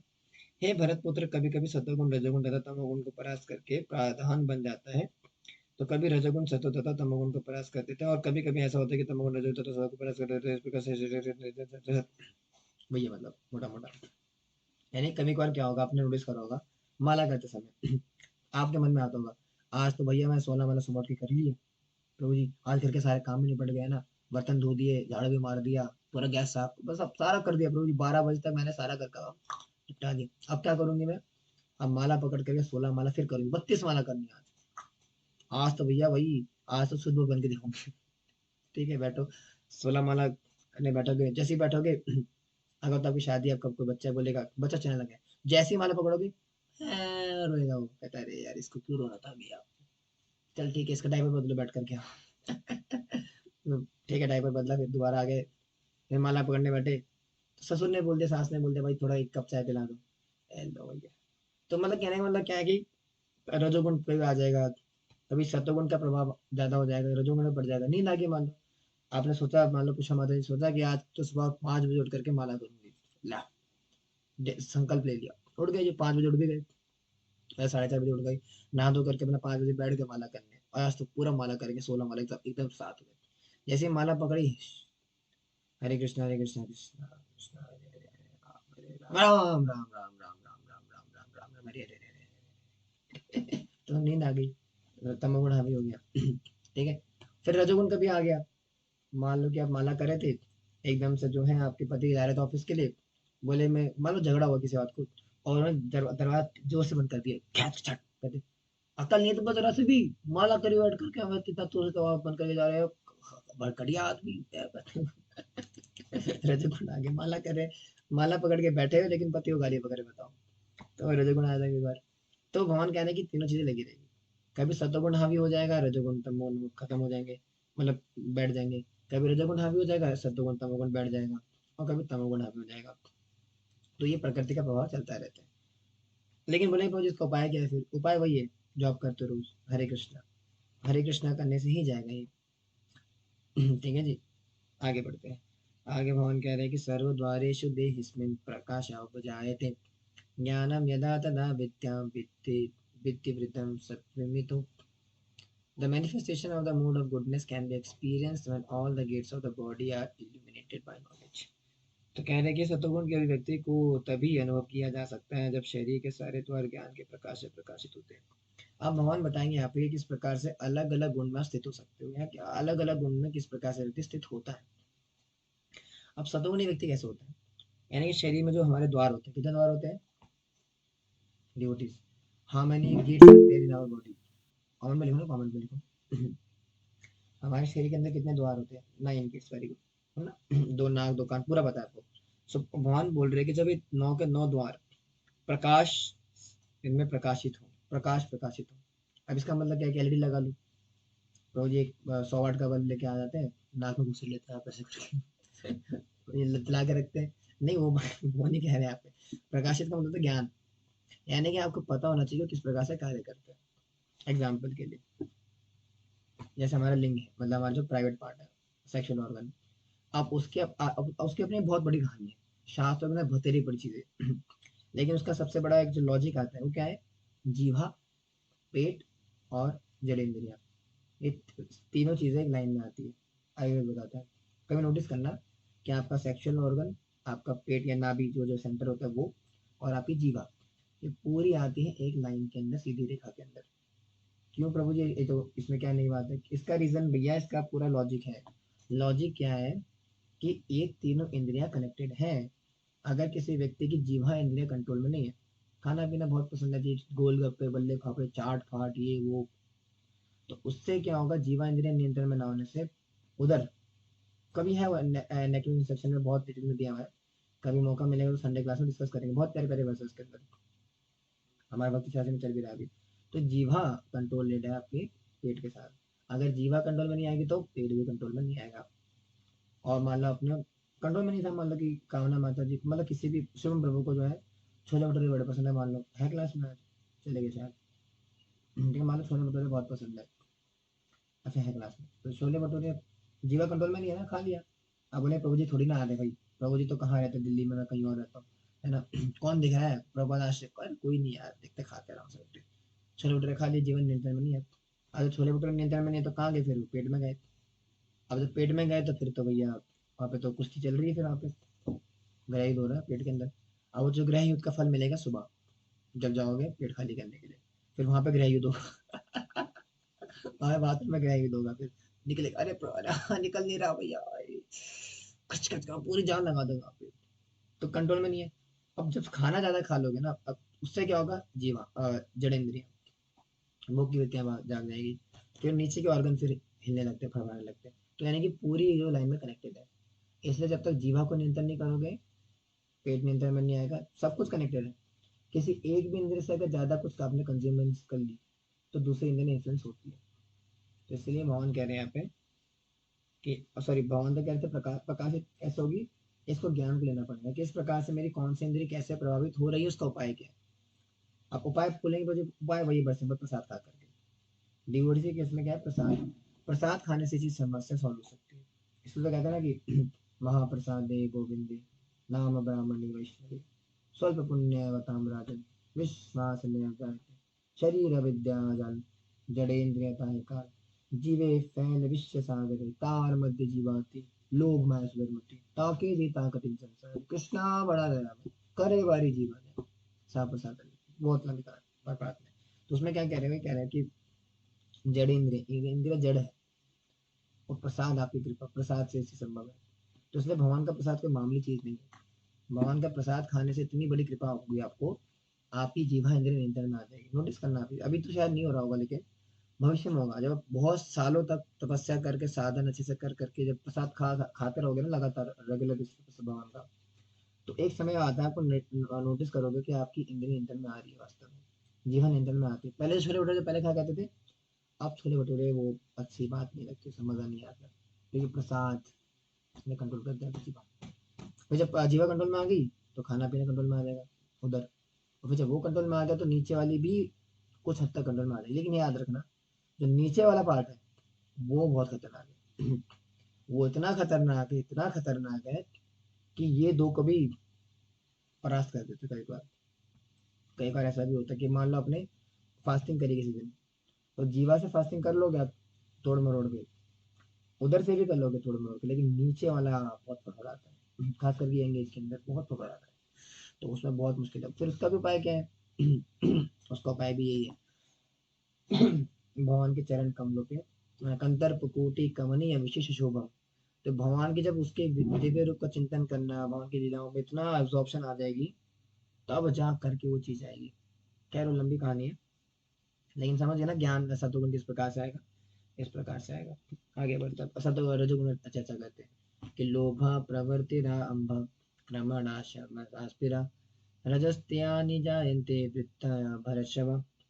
कह रहे हैं यहाँ पे कि O chief of Bharat, when there is an increase in the mode of passion, the symptom of great attachment, fruitive activity, intense endeavor, and uncontrollable desire and hankering develop। तो ये होता है रजोगुण का नुकसान, रजोगुण से होने वाला कौन सा, कि ये भरत वंशियों में प्रमुख, जब रजोगुण में वृद्धि हो जाती है तो अत्यधिक आसक्ति, सकाम कर्म, गहन उद्यम तथा अनियंत्रित इच्छा एवं लालसा के लक्षण प्रकट होते हैं। ठीक है जी, तो ये रजोगुण का लक्षण है। अगर रजोगुण बढ़ जाएगा तो ये आ जाएगी लालसा वगैरह, है ना, और सकाम कर्म में लग जाओगे, सब चीज हो जाएगी। अब थोड़ा फास्ट चलेंगे क्योंकि बहुत सन हो गया भैया, थोड़ा तेज करेंगे। क्या आगे कह रहे हो कि अप्रकाशो या प्रवृत्ति प्रमाद मोह एव च तस्मैत्यानि यत् जायन्ते विवृते कुरु नंदन। When there is an increase in the mode of ignorance of son of Kuru, darkness, inertia, madness and illusion are manifested। अब तमोगुण में क्या होता है, तमोगुण में जब तमोगुण में वृद्धि होती है तो एक कुंती पुत्र क्या आता है, अंधेरा, ठीक है, डार्कनेस आती है। जड़ता, बुद्धि जड़ हो जाती है, समझ में नहीं आता क्या है क्या है, एकदम संसारी बुद्धि हो जाती है। प्रमत्ता, पागलपन, है ना, कि वो मेरी नहीं हो सकती तो किसी की नहीं लगूंगा मैं। पूजा, आई लव यू, पूजा मैं तुम्हें बहुत प्यार करता हूँ, तुम्हें, तुम सिर्फ मेरी हो, तुम आशीष की नहीं हो सकती, छोड़ूंगा नहीं उसको मैं। प्रमत्ता। और मुंह आ जाता है, है ना, मोह आ जाता है बच्चों के ऊपर, पत्नी के ऊपर, घर परिवार के ऊपर, कि कैसे जाएंगे छोड़ करके ना। है ना, कौन सा गाना है वो, श्रीदेवी का, जूही चावला का ना, घर छोड़ कर ना जाओ, हम जैसा कहीं आपको दिलबर न मिलेगा, फिर आपको एक प्यार का बिस्तर न मिलेगा। सुना आपने, बहुत प्यारा गाना है, लता मंगेशकर जी का है। क्या कह रही है इसमें जूही चावला की, प्यार का बिस्तर नहीं, कितना मुंह है देखो, कह रहे अगर छोड़ कर ना जाओ, है ना, और हम जैसा कोई आपको ना दिल भर मिलेगा। माताओं के साथ ऐसा हो जाता है ना। अगर पति पति बोल दे, जा रहा हूँ छोड़ कर, के मंदिर में रहूंगा, मैं वो करूंगा, भजन करूंगा, चले, पत्नी पकड़ गया, कहाँ जा रहे हो, अभी तो आपके ऊपर ही, क्या बच्चे अभी तो बड़े भी नहीं, मेरा क्या होगा भाई, मोह इतना है, क्या करे। मतलब मैं ये नहीं कह रहा छोड़ के चले जाओ, अभी नहीं जाना है, लेकिन कभी ना कभी तो जाना पड़ेगा ना छोड़ करके, तो मुंह कम रखो अपना, तो आसक्ति कम रहनी चाहिए, जाने दो भैया, भगवान की सेवा के लिए जाने दो, वन प्लस ले दो। आगे बढ़ते हैं। आगे मान कर, यदा सत्त्वे प्रवृत्ते तु प्रलयं यान्ति देवृतं देवृता तदो अत्तम इदाम लोकान आवृत लोकान मला प्रतितद पद्धते। When one dies in the mode of goodness, he attains the supreme higher plan. So अब ये बता रहे कि गति क्या होती है, कि अगर जिस प्रकार के गुण में आप मरते हो, जिस प्रकार के गुण में मरोगे, उस प्रकार के गुण में मरने के बाद क्या आपको गति होगी, वो बता रहे हैं। कि जब असतो गुण में मरता है व्यक्ति, तो उसे महर्षियों के विशुद्ध उच्चतर लोगों की प्राप्ति होती है, यानी कि हायर प्लैनेट्स में जाएगा, स्वर्ग लोग, है ना, इंद्र लोग तो एक ही कह रहे हो, स्वर्ग लोग हो गया, महर लोग हो गया, जनलोक हो गया, तप लोग हो गया, है ना, ओम भूर्भुवः स्वः तत्सवितुर्वरेण्यम, है ना, फिर नीचे आ जाओ, भर्गो देवसई में, धियो यो न प्रचोदयात्। तो पूरे जो 14 प्लैनेट्स है ये। तो यहाँ पे जाते हैं, ऊपर जाते हैं सतुगुणी व्यक्ति, और रजोगुणी व्यक्ति कहाँ जाता है रोज, फिर मजेदार है, कि रजसी प्रलयं गत्वा कर्मसङ्गीषु जायते, तथा प्रलीनस् तथा प्रलीनमसि मूढयोनिषु जायते। And one when dies in the mode of passion, he takes birth among those engaged in the productive activities. And one dies in the mode of ignorance, he takes birth in the, यानी कि, हाँ, कि जब कोई रजोगुण में मरता है तो वह सकाम कर्मियों के बीच में जन्म ग्रहण करेगा, यानी कि भौतिक जगत के अंदर, इस मटेरियल वर्ल्ड के अंदर दोबारा आएगा। और जब कोई वो तमोगुण में मरता है तो वह पशु योनि में जाएगा, यानी कि तमोगुणी व्यक्ति कहाँ जाएगा, जानवर बनेगा, कुत्ता बिल्ली शेर हिरण, ठीक है। तो यानी कि सतोगुण रजोगुण में मरने के बाद क्या गति होती है, वो बताया जा रहा है यहाँ पे। आता है समझ में ना, आगे बढ़ते हैं। आगे वो अरे भैया क्या हो गया, आगे भगवान कह रहे हैं, कर्मणा सुकृतस्साहु सात्विकम निर्मलम फलम, रजस्तु फलम दुःखमाना तमसा फलम। The result of pious action is pure and is said to be in the mode of goodness. But action done in the mode of passion results in misery. An action performed in the mode of good ignorance results in pollution. अब आएगा ना, अब देखो हम discuss करें प्रकृति के तीन गुण क्या होते हैं, किस प्रकार से इन्फ्लुएंस करते हैं, उसके लक्षण क्या क्या होते हैं, उसको बचने का उपाय क्या है। अब आएगा कि प्रकृति के तीन गुण के अंदर रह करके आप अलग अलग चीजें क्या क्या करते हो। पहला क्या है, कि प्रकृति के अंदर तीन गुण में किस प्रकार से मरने के बाद क्या होता है। अब आएगा कि प्रकृति के तीन गुण के प्रभाव में आकर के कर्म करने से क्या होता है। तो कह रहे हैं कि पुण्य कर्मों का फल शुद्ध होता है और सात्विक कहलाता है, लेकिन रजोगुण में संपन्न कर्म का फल दुख होता है, और तमोगुण में किए गए कर्म मूर्खता है, प्रतिफलित होता है। तो यानी कि सतोगुण रजोगुण तमोगुण, अगर कोई तो सतोगुण में कार्य करेगा तो क्या होगा, पुण्य करेगा, पुण्य के फल मिलेंगे, स्वर्ग लोग जाएगा ना, पुण्य मिलेगा उसको। और अगर कोई व्यक्ति रजोगुणी कर्म करेगा तो भोग में, अधम योनियों को जाएगा, है ना, सकाम कर्म के बीच जाएगा, और क्या करेगा, दुख लेकर के आएगा अपने जीवन में, भोग करेगा ना, दुख कर लेकर के आएगा। और अगर वो तमोगुण में कार्य करेगा तो फिर वो तो पूरी अज्ञानता ही है, वो तो फिर आपको नरक ही लेकर के जाएगी डायरेक्टली, ठीक है। आगे बढ़ते हैं। आगे कह रहे कि सत्वास जायते ज्ञानम, रजसो लोभ एव च, प्रमाद मोह तमसो भवतो ज्ञानम एव च।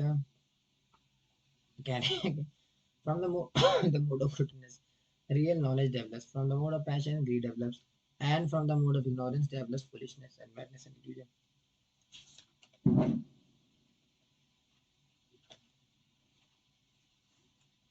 हाँ, कह रहे कि सतोगुण से व्यवस्थित ज्ञान का उत्पन्न होता है, रजोगुण से लोभ उत्पन्न होता है, और तमोगुण से अज्ञान प्रमाद और मोह उत्पन्न होता है। यानी कि तीनों गुण से क्या क्या उत्पन्न होता है।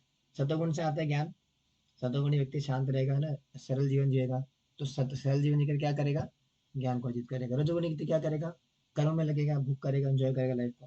और तमोगुणी व्यक्ति पागलपन है, तेरे नाम हमने क्या किया है ना, जीवन अपना सारा सनम, है ना, नैनों से बहती अश्कों के धारों में, हमने तुझको देखा चांद सितारों में, है ना, नशा ऐसा गहरा नशा करा भाई ने, चांद सितारों में वो नजर आ रही, बताओ।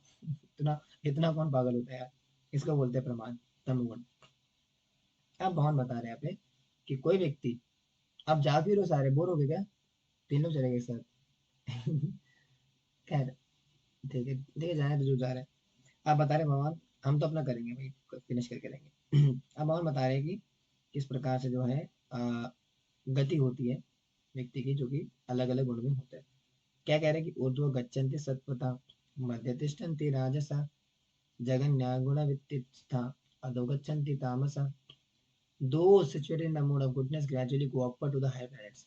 Those in the mode of passion live on the earthly planets, and those in the abominable mode of ignorance go down to the hellish planets. कह रहे हैं कि सतोगुणी व्यक्ति क्रमशः ऊपर के लोग, है ना, जैसे मैं बताया था ना, ओम भूर्भुवः स्वः तत्सवितुर्वरेण्यम, तो ऊपर ही जाता है, भर्गो देव सदी में तियोर न प्रचोदयात्। तो ये जो 14 लोग हैं, इसमें जो ऊपर के लोग हैं वो वहां जाते हैं, कौन, सतोगुणी लोग जाते हैं। रजोगुणी इस पृथ्वी लोक में रह जाते हैं, जैसे कि आप और मैं, हम लोग कौन से गुण में थे, रजोगुण में थे, तभी यहाँ है आज, ठीक है। और जो अत्यंत ग्रहित कर तमोगुण में स्थित है, वो नीचे जाएंगे नरक लोग, यानी कि जो तमोगुणी व्यक्ति है वो नरक जाएगा, क्योंकि अज्ञानता में कार्य कर रहे हैं ना। अब इससे मेरा क्वेश्चन है, जो कि क्लास के अंदर उसका जवाब चाहिए मुझे। आप मुझे बताना कि हम कलयुग वाले कहाँ जाएंगे, बाद में बताएंगे, अभी नहीं, क्लास के अंदर बताना मुझे, सोच कर मतलब अच्छे से लॉजिक के साथ आगे बढ़ते हैं। आगे वन करेंगे, नान्यम गुणे भी आकर्ता, राम यदा दृष्ट ना पश्यति नानुपश्यति, गुणभिश्चरं प्रवरं वेत्ति, मद्भावं सदोदिच्छति। When one properly sees that in all activities no other that perform that work than this mode of nature, and he knows the supreme law who is transcendental to all these modes, he attains the switch nature. अब बोले कोई इतनी negative बातें कर दी आपने ना, ऐसा होता है वैसा होता है, सोने से ये ज्यादा गुण नहीं है, कि ये होता है रजोगुण में, ये होता तब गुण में, बहुत डिमोटिवेट हो गया। कुछ मोटिवेशन चाहिए ना लाइफ में, बताओ ना क्या करे इसको बचने के लिए, कुछ मोटिवेशन चाहिए ना लाइफ में, क्या मोटिवेशन है, ये है क्या, कि जब कोई अच्छी तरह ये जान लेता है कि समस्त कार्य में प्रकृति के तीनों गुणों से के अतिरिक्त अन्य कोई करता नहीं है, और जब परमेश्वर को जान लेता है तो इन गुणों से परे है, वह मेरे देवी स्वभाव को प्राप्त होता है। तो यानी कि जब आपने इतना जो ज्ञान ले लिया कि प्रकृति के तीन गुण क्या है, किस प्रकार से कार्य करते हैं, कौन सा किस प्रकार से हावी करते होता है, कैसे प्रकार के गुण में क्या कर्म करने से कहाँ जाएंगे, कहाँ मरने से कहाँ जाएंगे, पूरा डिस्कस कर लिया। लेकिन इसको सुनने के बाद डिमोटिवेट हो गए, वही अब तो फंस गए हम, करे क्या फिर, आपको कि प्रकृति के तीन गुण तो हावी है हमारे ऊपर ना। तो भगवान बोले नहीं, डरो मत। अब जब आपने ज्ञान ले लिया तो अब क्या करना है, अब एक और ज्ञान लो, क्या, कि इन तीनों प्रकृति गुण के ऊपर जो आपके ऊपर हावी है, इसके ऊपर भी एक और सत्य है, एक और सत्य दिव्य वस्तु है, सनातन वस्तु कौन है, मैं, परमात्मा रूप में, यानी कि मुझे जान लो। अगर मुझे समझ जाओगे, मेरे स्वभाव को समझ जाओगे, तो फिर इसमें चिंता की जरूरत नहीं है, आप इस प्रकृति से ऊपर उठ जाओगे, और अल्टीमेटली क्या होगा, मेरे धाम को प्राप्त करोगे। तो last 3 to 5 verses then chapter is going to finish. आगमन करके गुणे ना तान तान दित्य त्रिनदीहिं निसमाधवान्, जन्म मृत्यु जरा जरा दुःखं विर्मुक्तो मामृतिष्यति। When the immortal being is able to transcend these three modes of associated with the material body, he can become free from birth, death, old age, and their distresses, and can enjoy the nectar even this lifetime.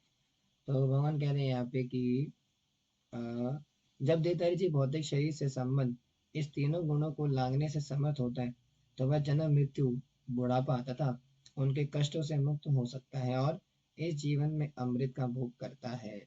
ठीक है जी, यानी कि जब व्यक्ति इस बात को जान जाएगा कि किस प्रकार से परमात्मा का क्या स्वभाव है, किस प्रकार के किस प्रकार से कार्य करे, कौन से गुण में कार्य करने से क्या मिलेगा, उसके बाद क्या होगा, फिर वो इस जन्म मृत्यु से कैसे मुक्त हो जाएगा और दिव्यान का भोग करेगा।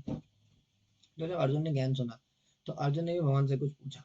क्या पूछा कि कैली कैली स्त्रीनं गुणानेतान् तितो भवति प्रभु, किमाचरा कथनं चेत्रा स्त्रीन् गुणाना वितरित।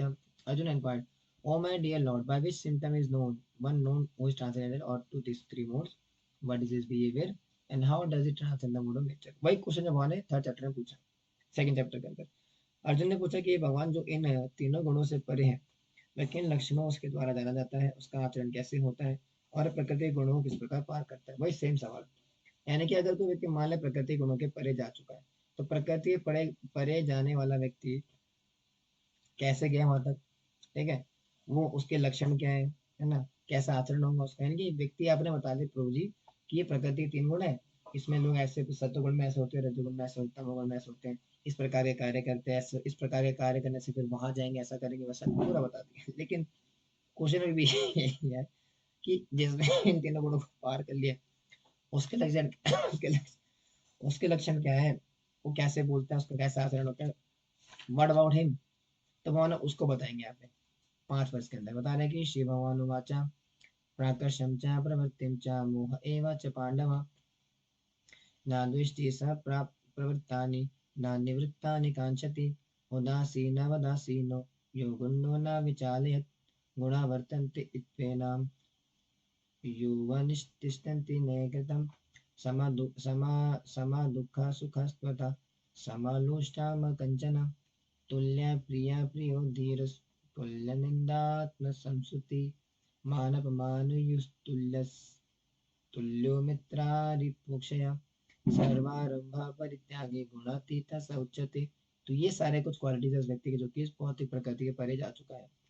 The supreme personality of Godhead said, O son of Pandu, he who does not hate elimination, attachment, and delusion when they are present or long before them, when they disappear, who is unwavering and undisturbed through all these reactions of the material qualities, remaining neutral and transcendental, knowing that the modes of alone are active, situated in the self and regards, alike happiness and distress, who looks upon a lump of earth, a stone and a piece of gold with an equal eye, who is equal towards the desirable and the undesirable, who studies situated equally well in praise and blame, honor and dishonor, who treats alike both friend and enemy, and who has renounced all material activities, such a person is said to have transcended the world.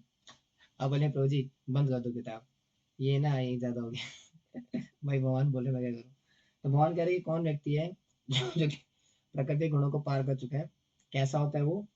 भगवान ने कहा हे पांडुपुत्र, जो प्रकाश आसक्ति तथा मोह की उपस्थिति होने पर ना तो उनसे घृणा करता है और ना उनसे लिप्त होता है, ठीक है, उनकी इच्छा करता है, जो भौतिक गुणों की इन समस्त प्रक्रियाओं से निश्चित तथा निश्चल तथा अविचलित रहता है, और यह जानकर कि केवल गुण ही प्रक्रियाशील है, उदासीन तथा दिव्य बना रहता है, जो अपने अपने स्थित है और सुख तथा दुख को एक समान मानता है, जो मिट्टी के ढेले पत्थर एवं स्वर्ण के टुकड़ों को समान दृष्टि से देखता है, जो अनुकूल तथा प्रतिकूल के प्रति समान बना बना रहता है, जो धीर है और प्रशंसा तथा बुराई मान तथा अपमान में समान भाव से रहता है, जो शत्रु तथा मित्र के साथ समान व्यवहार करता है, और जिसने सारे भौतिक कार्यों का परित्याग कर दिया है, ऐसे व्यक्ति को प्रकृति गुणों से अतीत कहा जाता है।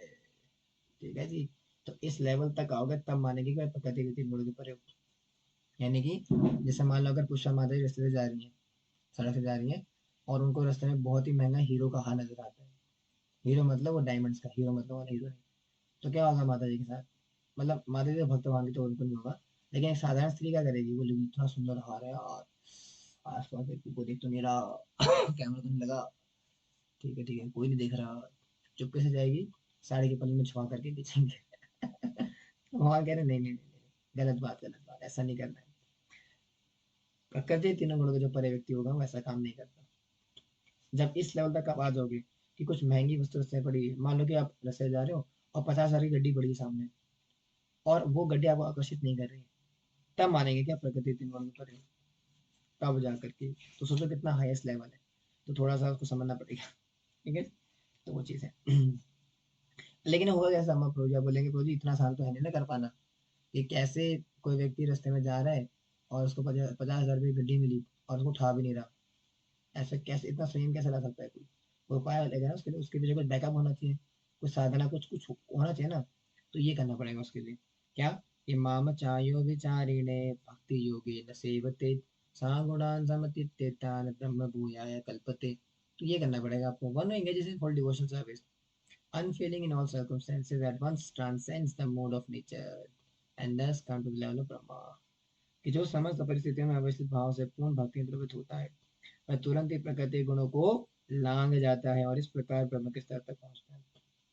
तो भगवान ने बताया पहले प्रकृति के किनारे पे कौन कौन सी होती है, किस प्रकार से कार्य करती है, किस प्रकार से प्रभाव डालती है, किस प्रकार से अलग अलग व्यक्ति प्रकृति के गुण में प्रभाव में आकर ये कार्य करता है, मरता है तो फिर कहाँ जाता है, बहुत कुछ बताया। फिर बताया इनमें कि प्रकृति के 3 गुणों के अर्जुन ने पूछा कि प्रकृति के 3 गुणों के परिव्यक्ति कौन है, तो उन्होंने बताया कि जिसके अंदर ये सारी क्वालिटीज हैं, कि वो अस्त्र से जान है और उसको 50,000 का नोट भी, सॉरी, जो पूरी गड्डी है वो भी आकर्षित नहीं कर पा रही, इस लेवल का व्यक्ति होता है, तब मानते हैं कि प्रकृति के 3 गुणों से परे है। लेकिन वहां तक पहुंचना आसान नहीं है, तो पहुंचेंगे कैसे? भक्ति से। यानी जब भगवान की शुद्ध भक्ति में लगोगे, भगवान की शुद्ध भक्ति करने का प्रोसेस में लग जाओगे, तब जा करके ब्रह्म भूया है कल्पते, तब जा करके मुझे प्राप्त करोगे, तब जा करके प्रकृति के 3 गुणों के परे जा सकोगे। और ना एंड द लास्ट वर्ड भगवान यहाँ पे कंक्लूड कर रहे हैं कि ब्राह्मणो ही प्रतिष्ठायम मृत्यास्यावस्य च शातवतस्य च धर्मस् शाश्वतस्य च धर्मस्य सुखस्ते कान्तिकश्च च and I am the basis of the in-person Brahman. It is immortal, imperishable, eternal, and is the constitutional position of ultimate happiness. अब इस वर्ष को याद रखना, क्योंकि जो कल ही क्लास होगी हमारी, क्योंकि आज तो नहीं हो पाएगा, लेट हो गया, कल की जो वर्ष क्लास होगी 50 चैप्टर की, वो यहीं से निकल करके आएंगे आगे। इसलिए इस बात को याद रख लेना, कल के लिए पूछूंगा अगर मेरा मन हुआ तो। वहाँ इसमें कह रहे हैं कि और मैं ही उस निराकार ब्रह्म का आश्रय हूँ, जो आत्मत्य अविनाशी तथा शाश्वत है और चरम सुख का स्वाभाविक पद है। याद करो चैप्टर 13, उसमें क्या बोला अर्जुन ने कि प्रकृति पुरुष और चेतना क्या होती है। तो वहां ने बताया प्रकृति क्या होती है, बहुत सारी चीजें होता है, इसके 24 तत्व होता है। और पुरुष के विषय में बताया कि मैं परमात्मा रूप में हूँ। अब यहाँ पे आकर के क्या कहना है 14 चैप्टर के अंदर कि प्रकृति के 3 गुण क्या है, किस प्रकार से कार्य करते हैं, किस प्रकार से हम पर प्रभाव डालते हैं, और किस प्रकार से प्रकृति के 3 गुणों को पार करके भगवान को प्राप्त करना है। लेकिन एंड वर्स में छोड़ दिए पॉइंट पॉइंट में ब्रह्मा का, यानी कि कोई व्यक्ति जान जाएगा कि निराकार ब्रह्म का आश्रय मैं हूँ, यानी कि मुझसे ही निराकार ब्रह्म उत्पन्न होता है। और ये बोलने के बाद चैप्टर 15 स्टार्ट होगा पुरुषोत्तम योग, जहाँ भगवान ने फुल एंड फाइनल डिक्लेयर करते हैं कि वास्तव में मैं ही वो चीज हूँ। और वो कैसे है, उसका क्या सिद्धांत है, क्या लॉजिक है, that we will be discussing in tomorrow's class. ठीक है जी। हरे कृष्णा, श्री प्रभात की जय, भगवद गीता की जय, सब भक्तों की जय।